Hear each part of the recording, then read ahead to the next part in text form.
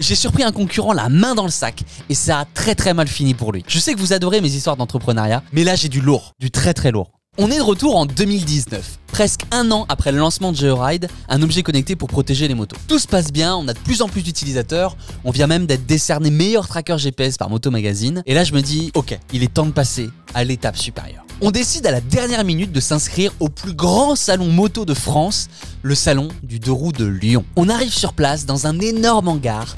Il y a des nacelles, des camions, des machines. Toutes les grandes marques de motos sont en train d'installer des stands immenses. On a des étoiles dans les yeux à contempler comme ça toute cette effervescence. On découvre notre stand, 18 mètres carrés, 2 tables, 2 chaises, une moto orange prêtée par KTM et notre stock de GeoRide prêt à vendre. On est chaud de ouf. Imaginez, vous avez passé un an à construire votre projet, vous êtes en place depuis plusieurs mois dans votre secteur et là, vous allez vous confronter pour la première fois à votre public en vrai. Les premiers clients arrivent et c'est un énorme kiff. Il y en a qui connaissent déjà GeoRide, d'autres qui découvrent complètement ce nouveau concept. Regardez, un coup de pied dans la moto et hop, en quelques secondes, bim, la notification. C'est qu'une partie du pitch évidemment, mais ça faisait mouche à chaque fois.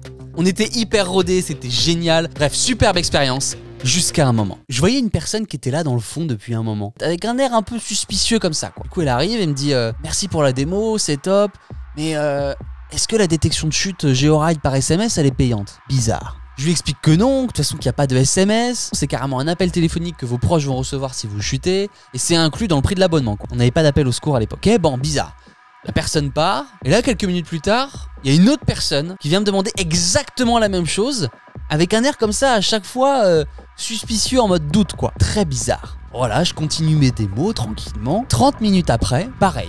Sauf que là, on me demande en plus si notre service client existe vraiment. Très bizarre.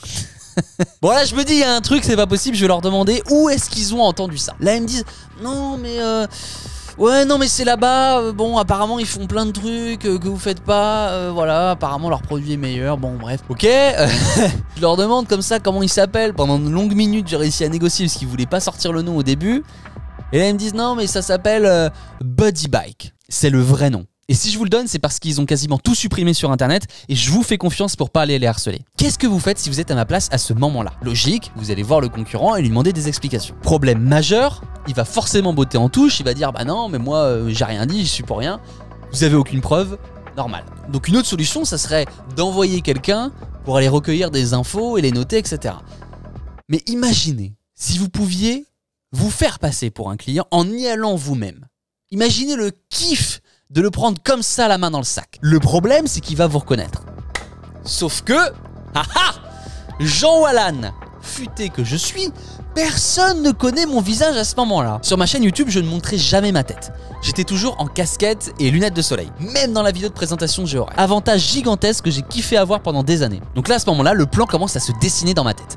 J'enlève ma casquette, mes lunettes de soleil et je confie le stand à un collègue. Je commence à marcher comme ça dans le salon. Je suis bouillant, j'essaye de repérer où ils sont. Et là, bim, je vois le stand. Buddy Bike. Je suis en mode incognito complet. C'est génial, personne ne me reconnaît. Donc j'arrive, je vois qu'il y a quand même une grosse équipe, une bonne équipe. Voilà, 5-6 personnes. Tu sens que ça pèse un peu quand même. En même temps, ils avaient 235 000 € de capital. Moi, j'ai démarré avec 5 € de capital. La société, elle avait aucune gueule, quoi. Il y avait marqué société machin au capital de 5 €.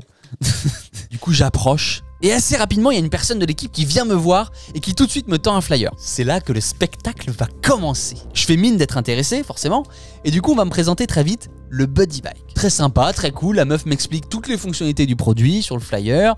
On me propose même de précommander parce qu'il n'était pas encore dispo. Voilà. Et là, je me dis, ok, sur le papier, le produit est intéressant. Du coup, je creuse un peu pour chercher comme ça et je lui demande des détails un peu techniques. Très vite, elle va appeler son boss. Et là, ça va être extraordinaire. Je demande au gars, ok, du coup, comment ça fonctionne, votre application? Est-ce qu'on peut voir, machin? L'application, c'est ce qu'il y a de plus important pour un produit comme ça.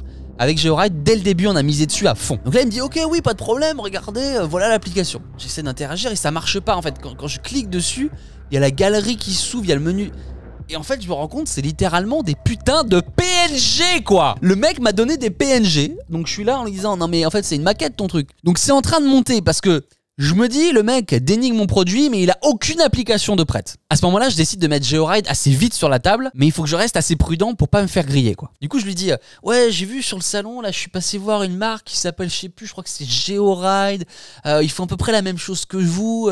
C'est quoi les différences? Là, je vois son visage qui change complètement Et il me dit « Ah, Georide, vous savez, nous on dit pas de mal de nos concurrents, hein, chacun fait ce qu'il veut. Par expérience maintenant, je sais que dès que quelqu'un dit ça, il va faire tout l'inverse en fait. » Et là, il me sort un « Mais bon, quand même, voilà, si vous tombez avec Georide, vous devez sortir votre téléphone et envoyer un SMS payant à une personne, c'est pas automatique, machin. » Bah non en fait. Imagine comment je me sens à l'intérieur à ce moment-là. Et vous êtes très loin d'imaginer ce qui va arriver ensuite. Le mec, je ne l'arrête plus. Il me sort connerie sur connerie. Le modèle économique de Georide, vous savez, il est pas viable, machin. Ok, next. Alors nous, on a envoyé avec BuddyBike plusieurs messages au support technique de Georide avec des comptes anonymes et ils n'ont jamais répondu. Imagine, il me sort tout ça en face de moi, quoi. Et le pire, en fait, dans cette sensation, c'est qu'au fur et à mesure, j'ai compris pourquoi les gens venaient me voir sur mon stand Georide avec ces inquiétudes comme ça, voilà, tous recoupés, quoi. Et là, attention.